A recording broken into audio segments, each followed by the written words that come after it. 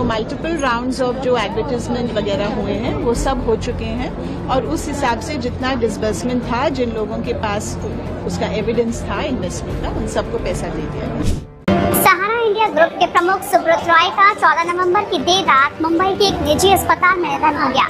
12 नवंबर को तबीयत खराब होने के बाद उन्हें मुंबई के कोकिलाबेन धीरूभाई अंबानी अस्पताल में भर्ती करवाया गया था। उनके निधन के बाद सहारा के करोड़ों निवेशकों में चिंता की लहर दौड़ गई। कई निवेशक पहले से अपना पैसा वापस पाने के लिए इधर से उधर धक्के खा रहे थे। निवेशकों के मन में सवाल उठ रहा है कि क्या अब उनका पैसा डूब जाएगा। वो सोशल मीडिया से लेकर एक्सपर्ट तक से अपने डूबे हुए पैसे को पाने के बारे में जवाब ढूंढने लगे।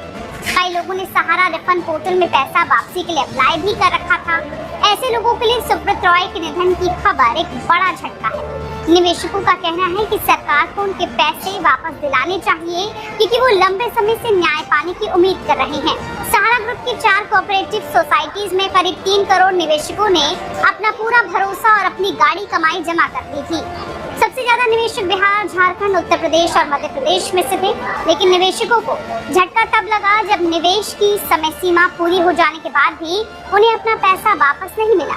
वहीं चर्चा इस बात पर भी छिड़ गई है कि भारतीय प्रतिभूति और विनिमय बोर्ड यानी सेबी के पास पड़े सहारा ग्रुप के करीब 25,000 करोड़ रुपए से अधिक रकम का क्या होगा।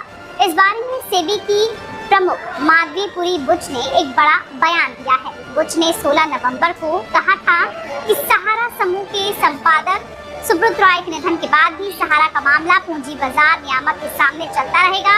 बुच उद्योग मंडल फिक्की के एक कार्यक्रम में हिस्सा ले रही थी। इस कार्यक्रम से अलग संवाददाताओं के पूछे गए सवाल के जवाब में सेबी प्रमुख ने कहा कि मामला एक इकाई के आचरण से जुड़ा है और ये जारी भी रहेगा, भले ही कोई व्यक्ति जीवित हो या नहीं। सेबी के चेयरपर्सन माधवीपुरी से जब सहारा समूह के धन को निवेशकों को लौटाने के बारे में पूछा गया तो उन्होंने क्या कहा, ये भी सुनिए। ऑनरेबल सुप्रीम कोर्ट के तहत एक कमेटी है, उस कमेटी के तहत हम लोग सब एक्शन लेते हैं। तो मल्टीपल राउंड्स ऑफ जो एडवर्टाइजमेंट वगैरह हुए हैं वो सब हो चुके हैं और उस हिसाब से जितना डिसबर्समेंट था, जिन लोगों के पास उसका एविडेंस था इन्वेस्टमेंट का, उन सबको पैसा दिया। दरअसल सहारा समूह अपने कंपनियों के संबंध में कई विनियामक और कानूनी लड़ाइयों का सामना कर रहा है। उन पर पूंजी योजनाओं में नियमों को दरकिनार करने का भी आरोप था। हालांकि सहारा समूह ने अपने ऊपर लगे आरोपों को हमेशा खारिज भी किया है। दरअसल कथित तौर पर कानूनी विसंगतियों का सहारा लेकर सहारा ग्रुप ने चिट फंड कंपनी शुरू की। जब ये कंपनी शुरू हुई थी तो लोगों के पास बैंक के अलावा पैसे निवेश करने का और कोई रास्ता नहीं था। इसलिए लोग सहारा की चिट फंड कंपनी की ओर आकर्षित भी हुए। लोगों ने 1 रुपए से लेकर हजारों रुपए तक इसमें निवेश करना शुरू कर दिया। दूसरी कंपनियों और बैंकों के फिक्स डिपॉजिट और रिकरिंग डिपॉजिट की तुलना में सहारा में 3 से 4% ज्यादा ब्याज मिलता था। ग्रुप ने करीब 11 से 12% सालाना ब्याज देने का वादा करते थे। कई सालों तक लोगों को रिटर्न मिलता रहा। इससे लोगों का इस कंपनी में भरोसा भी बढ़ने लगा। सहारा को देखकर कई और चिटफंड कंपनियां भी इस खेल में उतर गई। सहारा ग्रुप की 2 कंपनियों Sahara India real estate corporation और सहारा हाउसिंग इन्वेस्टमेंट कॉर्पोरेशन से जारी होने वाले बॉन्ड्स की तरफ भी लोग खूब रुझान दिखाते हुए नजर आए।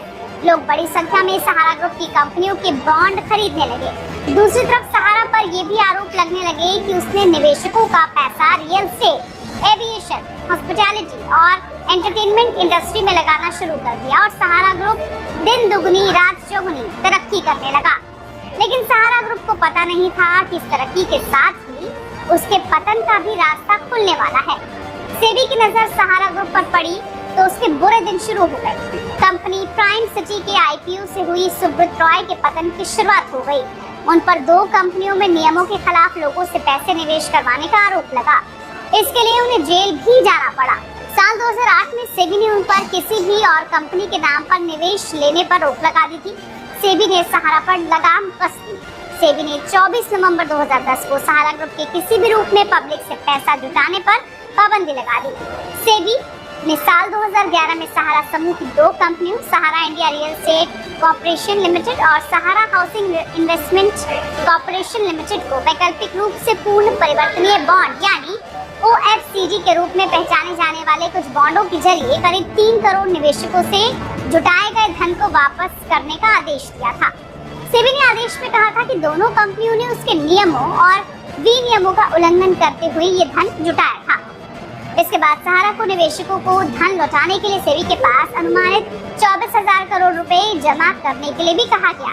आखिरकार ये मामला सुप्रीम कोर्ट तक पहुंचा और कोर्ट ने सेबी के फैसले को बरकरार रखा और सहारा ग्रुप को निवेशकों के पैसे 15% सालाना ब्याज के साथ लौटाने का आदेश दिया गया। ये रकम 24,029 करोड़ रुपए थी। हालांकि समूह लगातार ये कहता रहा कि उसने पहले ही 95% से अधिक निवेशकों को प्रत्यक्ष रूप से भुगतान कर दिया है, लेकिन कोर्ट उसकी बात से संतुष्ट नहीं हुआ। 28 फरवरी 2014 को सुप्रीम कोर्ट के आदेश पर लखनऊ पुलिस ने हिरासत में ले लिया और रॉय 2 साल तक तिहाड़ जेल में रहे। साल 2016 से पैरोल पर जेल से बाहर थे। तब से लेकर आज तक ये केस चल रहा है और निवेशकों का पैसा लौटाने की तलवार ग्रुप पर आज तक लटकी हुई है। अब सेबी प्रमुख के इस बयान से साफ है कि जो भी निवेशक ये दावा करेगा सहारा ग्रुप को उस निवेशक का पैसा हर हालत में उसे वापस लौटाना होगा।